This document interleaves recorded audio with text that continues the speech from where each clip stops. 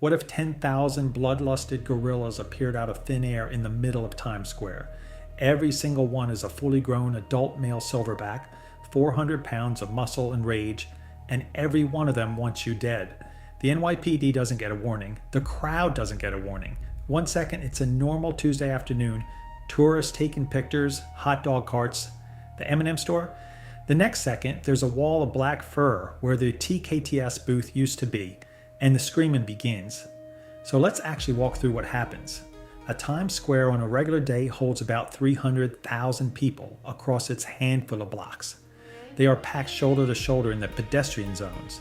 10,000 gorillas land directly in the middle of that, and the first thing you need to understand is how absurdly strong a single adult silverback is. We're talking 9 times the strength of a peak human.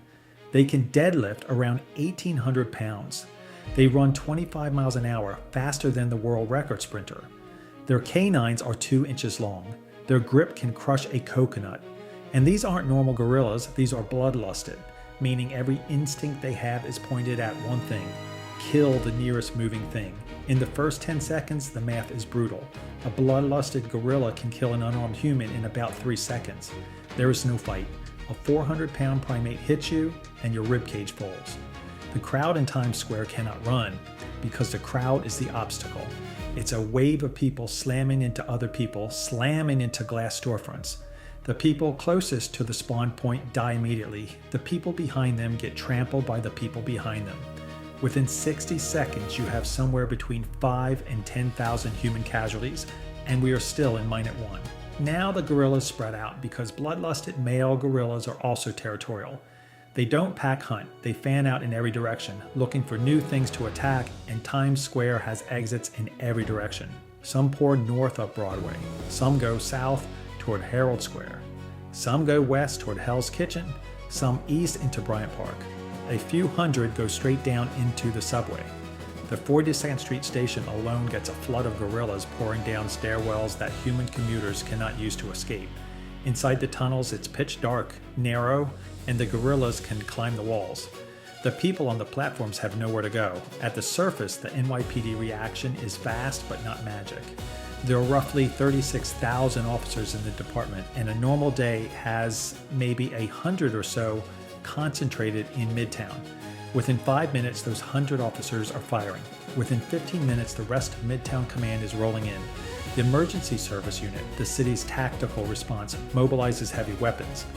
The problem is, a standard police 9mm pistol is not a gorilla gun. A silverback skull is so thick and angled that handgun rounds often ricochet off. To reliably drop one, you want a rifle round to the chest or a precise shot through the eye. The first wave of officers empties their magazines and watches the gorillas keep coming. By the 15-minute mark, the city activates its real toolkit. The NYPD has armored vehicles, emergency service rifles, snipers stationed on rooftops for crowd events. The mayor calls the governor, who federalizes the National Guard. 2 ESU snipers on the Marriott Marquis can theoretically pick off 20 or 30 gorillas in their first half hour. Multiply that by every tall building with line of sight, and the bleeding starts going the other way. But by then the gorillas have moved, and here's where it gets really ugly. Gorillas can climb. They are slower vertical than horizontal, but a determined silverback can scale the lower facades of buildings, smash through windows, and enter office space. By the half-hour mark, you have gorillas inside the Times Square Marriott, inside Bank of America Tower, inside the office buildings on 6th Avenue. The cops cannot just bomb the buildings. They have to clear them floor by floor, room by room, with a 400-pound predator hiding behind every door. One gorilla loose on a floor of cubicles can kill 30 office workers before anyone fires a shot. This is the part that lasts for days. Outside, gridlock makes everything worse. Manhattan has roughly 200,000 cars circulating on a weekday afternoon. The moment the panic hits, every driver in Midtown stops, and the streets lock solid. People inside their cars feel safe, but they aren't. A bloodlusted gorilla can rip a car door off its hinges. They can flip a sedan, pickups, SUVs. None of it matters. The cars become coffins, and the streets become abattoirs. Helicopters overhead see what looks like a stalled rush hour with bodies piling between the lanes. By hour 2, the perimeter is forming.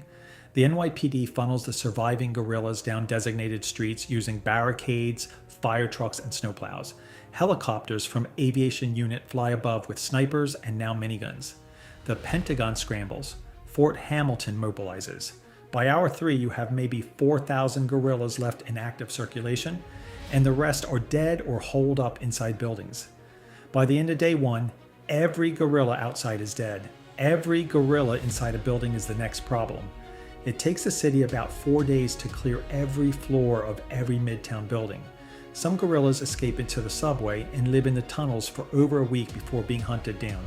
A few make it across the bridges before they're closed. One gets photographed on the Brooklyn Bridge at 3 in the morning, lit by headlights, and that picture becomes a defining image of the event. So the final tally. Most realistic estimates put the human death toll between 15,000 and 40,000. That's most of Times Square's daytime population, a significant chunk of midtown office workers, hundreds of subway riders, and dozens of police officers and first responders. Tens of thousands more are injured. The economic damage is in the hundreds of billions. Tourism to New York collapses for a year. So is it worse than 9/11?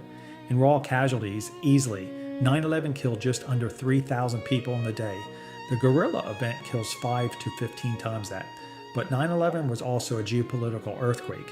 It triggered 2 wars, reshaped global airline security, and altered American politics for 2 decades. The guerrillas have no nation behind them. There's nobody to invade. There's no Patriot Act for primates. The damage is purely physical, purely local, and the country somehow moves on. What lingers is something stranger. New York spends the next decade with a low background hum of paranoia. Every loud noise in a crowd sends people sprinting. Office buildings install reinforced doors. The city quietly buys hundreds of rifles for its police force. And somewhere in a research lab in Atlanta, scientists try to understand how 10,000 fully grown gorillas can appear in midtown Manhattan out of nothing.